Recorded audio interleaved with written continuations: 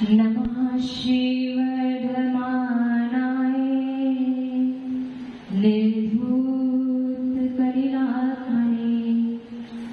सालोकानां त्रैलोकानां यद्विद्यादर्पणायते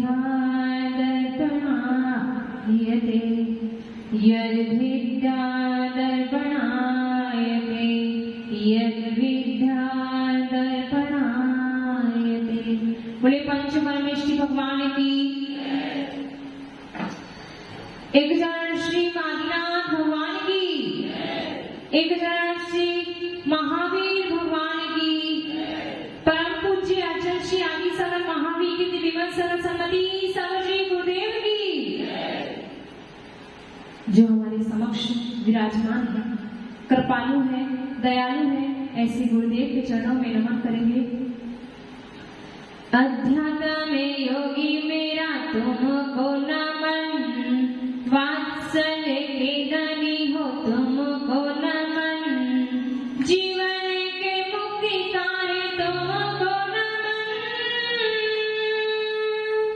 मुक्ति के पथ के सवाए हो नमन, तू ही मुझे पालनहारा अभिराम है, तू ही मुझे पालनहारा अभिराम है, सुंदर सागर गुरुवर तू महान है, सुंदर सागर गुरुवर तुम्हें प्रणाम है।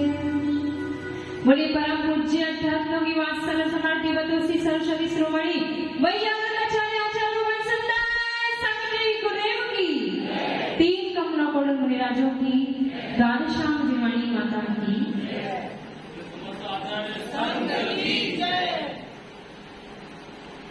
क्रोध, गुस्सा, एंग्री। क्रोध आपका एक ऐसा हुनर है। क्या है? हुनर, कमी नहीं, हुनर है। क्रोध एक आपका एक ऐसा हुनर है जिसमें फंसते भी आप हो, पछताते भी आप हो, पिछड़ते भी आप हो। इसलिए हमेशा खुश हो, ऑलवेज बी हैप्पी। क्रोध आत्मा का स्वभाव नहीं, क्रोध विभाव है। क्षमा आत्मा का स्वभाव है।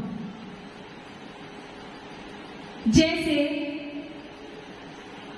जल का स्वभाव शीतलता और अग्नि का स्वभाव उष्णता, वैसे ही इस आत्मा का स्वभाव है क्षमा। इस आत्मा का स्वभाव है क्षमा धर्म, लेकिन हमने क्या मान लिया है? क्रोध को अपना स्वभाव मान लिया। हम सभी अभी कर्म सिद्धांत पढ़ रहे हैं, उसमें 8 कर्म है और उन 8 कर्मों में क्या मोहिनी कर्म क्या है? राजा है। मोहिनी कर्म राजा है और उस मोहिनी कर्म के 2 व्यक्ति आचार्य हैं। वो आगे बताएंगे माता जी। दर्शन मोहिनी और चारित्र मोहिनी। अब फिर उसमें चारित्र मोहिनी के 2 व्यक्ति हैं, कषाय वेदनी और अकषाय वेदनी। तो जो कषाय वेदनी है उसके 16 भेद किए हैं। उसमें क्रोध एक कर्म प्रकृति है जिसको हमने उस कर्म को अपना स्वभाव मान लिया है, इसलिए हम फंसते भी उसमें हैं, उलझते भी उसमें हैं और पिछड़ते भी हम ही। हम सोचते हैं सामने वाले का नुकसान होगा क्रोध करेंगे, तो सबसे पहले तो हमने अपने लिए कुआं खोद लिया। इस संसार में कषाय, कषाय क्या है? एक राजा है। जैसे मोहिनी कर्म 8 कर्मों में राजा है, वैसे ही कषाय क्या है? राजा है। उस राजा के 4 पुत्र हैं। उस राजा के 4 पुत्र हैं, क्रोध, मान, माया और लोभ। और इस कषाय से हर प्राणी पीड़ित, हर व्यक्ति इस कषाय के शासन में शासित है। इस कषाय राजा के शासन में शासित कौन है, अनुशासित कौन है? हम सभी संसारी प्राणी। तो कषाय शब्द का शाब्दिक अर्थ है कषाय, कष प्लस आय। कष यानी संसार और आय यानी वृद्धि। जो संसार की वृद्धि कराए वो है कषाय। तो हम लोग का कौन सा कार्य कर रहे हैं? क्रोध को स्वभाव मान के अपने संसार की वृद्धि कर रहे हैं। उस कषाय को अपना स्वभाव मानकर पर वस्तु में भटक रहे हैं। कर रहे हैं कि नहीं कर रहे? अमित जी, कषाय में वशीभूत हो या नहीं हो? है। सभी कषाय के वशीभूत है, यहाँ तक कि यहाँ जो मंच पे जितने भी बैठे हैं ना, वो भी कषाय सहित है,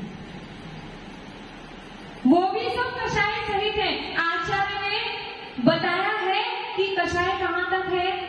10वें गुण स्थान तक कषाय है। कौन से गुण स्थान तक? 14 गुण स्थान में 10वें गुण स्थान तक कषाय का उदय है। तब और खुलासा करते हैं। तो क्रोध कषाय पे हम चर्चा कर रहे हैं। तो जो क्रोध कषाय है, उस क्रोध कषाय के 4 भेद किए। कौन से? अनंतानुबंधी क्रोध, अप्रत्याख्यान क्रोध, प्रत्याख्यान क्रोध और संचलन क्रोध। तो जो अनंतानुबंधी क्रोध है, उसकी उपमा किससे दी है? पत्थर पर खींची गई रेखा के समान। पत्थर पर अगर रेखा कोई खींच दी जाए तो बहुत ही समय लगता है उसे मिटाने में, अति चिरकाल लग जाएगा उसे मिटाने में। वैसी हमारी अनंतानुबंधी कषाय, अनंतानुबंधी क्रोध। हम क्या करते हैं? अगर भाई भाई में झगड़ा हो जाए तो क्या सोच लेते हैं? अब इसको छोड़ेंगे नहीं, मर जाएंगे लेकिन इससे बदला लेकर ही रहेंगे। जो अनंतानुबंधी कषाय करता है उसकी कृष्णलेशा होती है, और कृष्णलेशा कहती है कि मर जाऊंगा लेकिन उसको नहीं छोड़ूंगा, मर जाऊंगा लेकिन उससे बात नहीं करूंगा तो नहीं करूंगा। ये है अनंतानुबंधी कषाय। अनंतानुबंधी क्रोध पत्थर पर खींची गई रेखा के समान।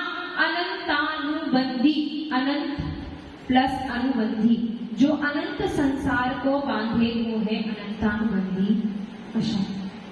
फिर और ये किसकी कषाय होती है? अनंतानुबंधी मिथ्या दृष्टि जीव की। किसकी होती है? अगर हम में से, इतने में से अगर हम मिथ्या दृष्टि है तो हमारी कौन सी कषाय है? अनंतानुबंधी कषाय। और वो हमें अनंत संसार को देने वाली है। हमारा संसार मिटने वाला नहीं है। हम ऐसे ही सुख दुख रूप परिभ्रमण करते रहेंगे, सुख दुख का अनुभव करते रहेंगे और संसार में ऐसे ही चारों गतियों में भ्रमण करेंगे। तो इसका काल कितना है? 6 महीने से ऊपर। कितना है? 6 महीने से ऊपर इसका काल है। अगर सोच लेना आप लोगों का किसी से बैर हो गया है और 6 महीने से ऊपर जा रहा है तो सोच लेना आपकी कौन सी कषाय हो गई? अनंतानुबंधी। और ये मिथ्या दृष्टि की कषाय होती है। अब आती अप्रत्याख्यान। आ यानी नहीं, प्रत्याख्यान यानी त्याग। जहां पर थोड़ा भी त्याग नहीं है, जहां पर थोड़ा सा भी व्रत नहीं है, वो है अप्रत्याख्यान कषाय। और ये अप्रत्याख्यान क्रोध पृथ्वी पर खींची गई रेखा के समान। किस पर? पृथ्वी पर खींची गई रेखा के समान। इसमें ये जीव सम्यक दृष्टि तो बन गया, लेकिन व्रत संयम, थोड़ा सा भी संयम अनुव्रत को धारण नहीं कर पाता है, वो है अप्रत्याख्यान कषाय। समझ में आ रहा है? आ रहा है नहीं आ रहा है? अब ये सम्यक दृष्टि की, जो जिसका वासना काल क्या है? 6 महीने तक। आप लोगों को पता है क्षमा वाणी पर्व साल में 2 बार आता है। क्यों आते हैं? इसके पीछे कारण क्या है? क्या कारण है? ये कारण है कि अगर आपकी कषाय 6 महीने से ऊपर जा रही है तो आप वहीं के वहीं क्षमा मांगकर अपनी 6 महीने के अंदर की कषाय कर लो, मिथ्यात्व छोड़ दो, सम्यक दृष्टि बने रहो। इसीलिए 6 महीने के अंदर हम क्षमा किससे मांगते हैं? हम तो जिनसे बोलचाल है उनसे क्षमा मांग लेते हैं। लेकिन यहाँ पर आचार्य बहुत ही मार्मिक दृष्टि के होते हैं। वो समझते हैं कि अगर कोई व्यक्ति, जैसे किसी को गुस्सा आ रहा है तो गुस्सा कर दिया, अब उसके बाद जो क्रोध कषाय है उसका काल कितना है? अंतर्मुख। अंतर्मुख के बाद वापिस वो जीव अपने स्वभाव में आ जाता है, लेकिन वासना काल बना रहता है। हमने देखा कि राजेंद्र जी से मेरा बैर है और हमने कुछ दिनों बाद राजेंद्र जी को देखा तो देखते ही हमारा क्रोध उमड़ आता है, देखते ही हमारा चेहरा लाल हो जाता है। इसका मतलब हमारी कषाय बैठी है। तो हमारे आचार्य ने साल में 2 बार कहा है कि साल में 2 बार क्षमावाणी पर्व मनाओ, लेकिन हम क्या एक ही बार मनाते हैं, है ना? साल में 2 बार अगर हमारा किसी से बैर बंधा है तो हम छोड़ दें। फिर आती है प्रत्याख्यान कषाय। प्रत्याख्यान कषाय यानी जहां पर त्याग है लेकिन पूरा त्याग नहीं है। जहां पर त्याग है, किंचित त्याग है, यानी जहां पर संयम अणुव्रत 11 प्रतिमाएं धारण कर ली, वो हो गया प्रत्याख्यान कषाय। यानी हम जो यहाँ बैठे हैं, जितने कपड़े वाले, उनके कौन सी कषाय है? प्रत्याख्यान कषाय है। उन्होंने अप्रत्याख्यान का अनुदय कर दिया, अनंतानुबंधी का अनुदय कर दिया। इसका काल कितना है? अगर हम कोई कषाय करते हैं तो 15 दिन के अंदर उसको मिटा देंगे। अगर नहीं ऐसा करेंगे तो हमारा गुण स्थान गिर जाएगा, हमारी कषाय बढ़ जाएगी और हम भी मिथ्यात्व में आ जाएंगे। समझ में आ रहा है? नहीं आ रहा है? आपकी कौन सी कषाय है? अनंतानुबंधी। यही है ना कि ऐसा नहीं है? ऐसा ही हो सकता है ना कि आपका कोई पैरी ना हो? ऐसा है क्या? है कोई ना कोई पैरी? और ऐसा कोई ना कोई एक पैरी तो होगा ही होगा कि जिससे हमारी बातचीत बहुत ही लंबे समय से नहीं हो रही है। अब आती है संज्वलन कषाय। जो प्रत्याख्यान कषाय है वो कैसी है? धूली पर खींची गई रेखा के समान। धूली पर अगर रेखा खींच दे तो हवा लगते ही वो मिट जाएगी, तो ऐसी हमारी कषाय। फिर आती है संज्वलन कषाय। जो सम्यक प्रकार से जले उसे कहते हैं संज्वलन कषाय।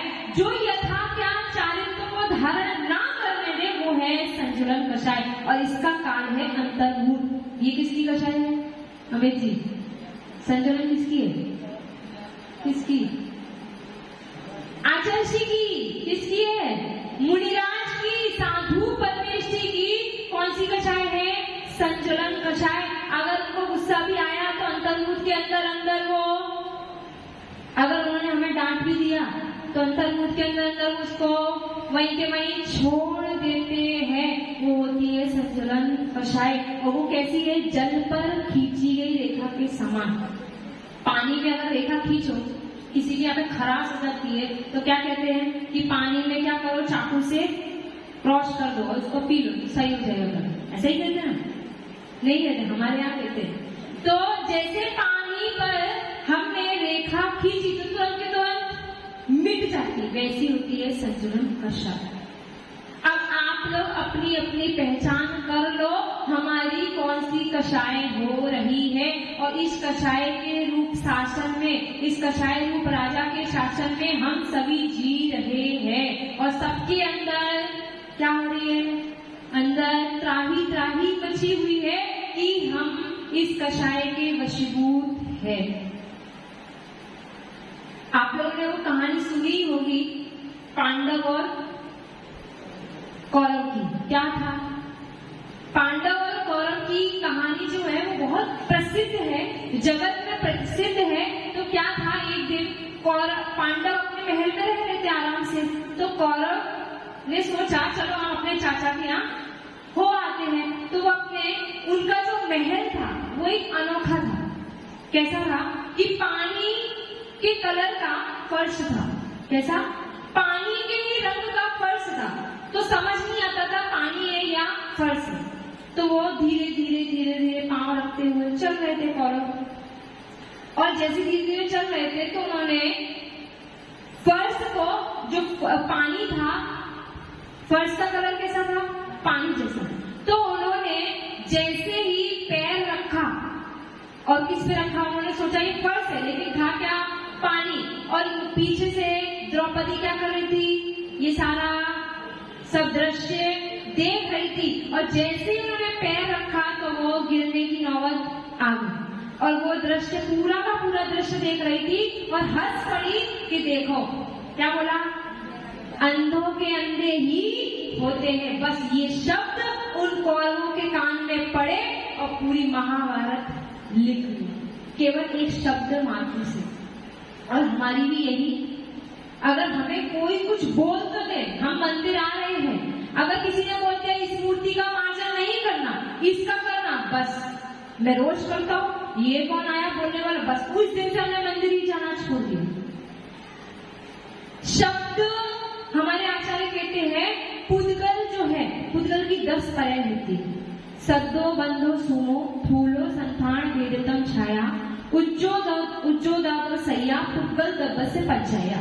आचार्य सिद्धांतिक देव अपने द्रव्य संग्रह में कह रहे हैं पुद्गल की 10 पर्याय है, उसमें शब्द भी है। जो हम शब्द सुनते हैं वो शब्द भी क्या है? पुद्गल वर्गणा है। और उसको सुनने मात्र से हमारे परिणाम उथल पुथल हो जाते हैं और हम अनंत संसार का कारण बन जाते हैं।